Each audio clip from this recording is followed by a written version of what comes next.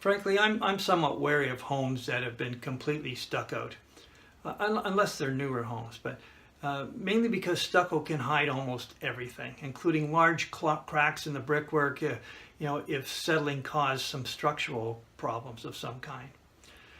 Or disintegrating bricks are easily hidden. If this home happened to be one of many hundreds that were, foolishly sandblasted some decades back when that was a thing, and the end result of that was brickwork losing its protective glaze and then seriously crumbling as a result.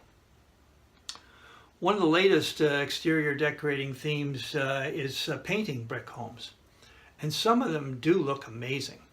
But a word of caution here: there are two ways to get this done.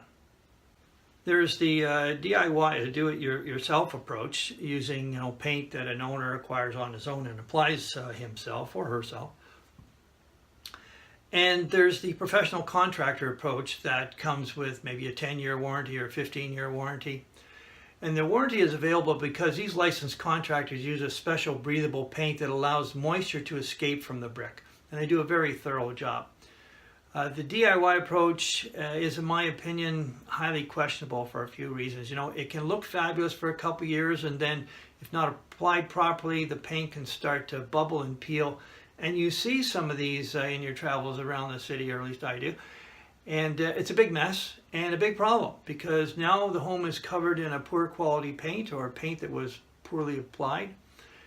And applying the proper paint over top of that is not going to solve the problem. So a word of caution on a painted home: ask for a copy of the contract and ensure that the guarantee for that is transferable.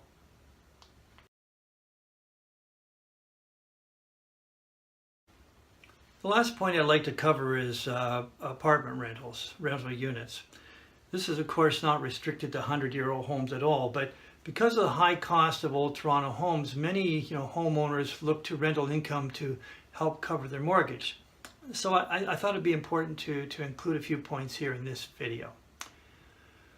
There are many code requirements around legal rental suites, but the city almost turns a blind eye to a lot of this because we're close to a zero vacancy rate. The truth is, most rental units in homes, basement apartments, they don't comply.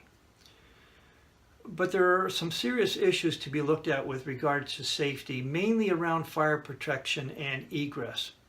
I can't go into all that is required here, it's just too much, maybe in another video, but suffice to say, tenants need more than one way out of the unit in case of fire. This is important.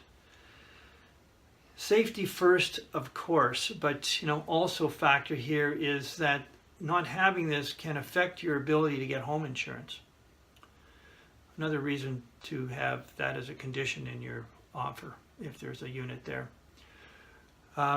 So just because a basement apartment is rented now, my point is, it doesn't necessarily mean that you should become the next landlord. Being a landlord brings with a whole new set of responsibilities. I've been a landlord many times in the past. Personally, I doubt that I'll ever be one again, but that's just me. When you've got a great tenant, it's a wonderful win-win scenario. But a problem tenant can cause a huge amount of stress and angst and ruin the personal enjoyment of your own home. Not to mention create potentially costly legal problems as well.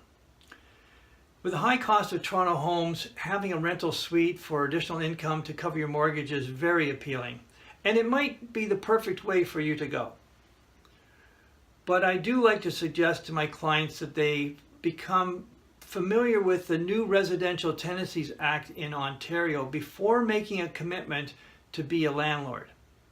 It's a matter of perspective, I suppose, but most landlords find the revised act very tenant-oriented.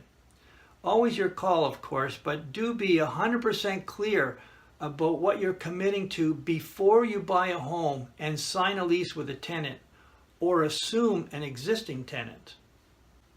So we just covered 23 top points that you need to think about if you're considering buying an older home in Toronto. I know there was a lot of information covered there, and I know it might have sounded fairly negative throughout, but as I said in the onset, I hope to have not dissuaded you from considering an older home, because they can certainly make for the perfect, urban residence. But I did want to share with you some of my lessons learned over the years.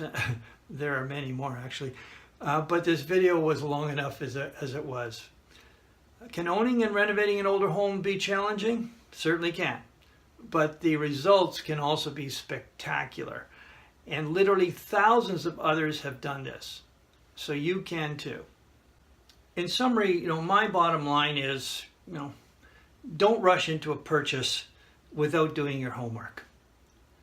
And I think you can see from all the points we covered that it's important to select a realtor that has lived in a few of these homes so he or she can speak from experience, recognize some of the problems that you might have to deal with later, and in general, help guide you through the process. It's an important process.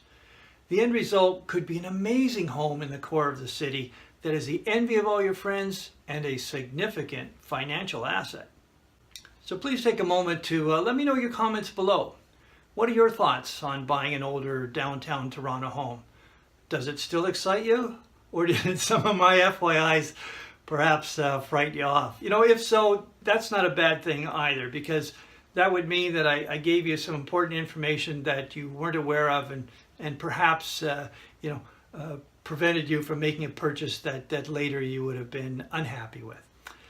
If you found this information helpful, then please use this opportunity to kind of pay it forward to other people looking for information about buying an older home downtown Toronto. With just a mouse click, you can do that. Clicking the like button below increases the ranking of this video, and it makes it easier to be found when they're looking for it. Also, if you know of anyone considering a purchase of an older home, forward this link to them as well. I'm sure they'll appreciate it, and it could save them lots of trouble. I do my best to personally answer each comment that relates to GTA real estate. Outside of the GTA, especially outside of Ontario, frankly, a realtor more familiar with issues in your local market would be a much better resource than I. If you have a question about the GTA market, about older homes in Toronto that you might prefer to ask offline, you're welcome to email me through my website, and I'll do my best to get back to you personally. A note, I am not a lawyer or an engineer, and I do not provide legal or engineering advice. There are more videos upcoming on my realhelpfulrealestate.com channel. And when you click the subscribe button, plus that bell symbol next to subscribe, you'll get a heads up when a new video is published, so you don't miss out on any important information. So subscribe, and leave your comments below. And thank you for watching 23 key FYIs about buying an older home in Toronto.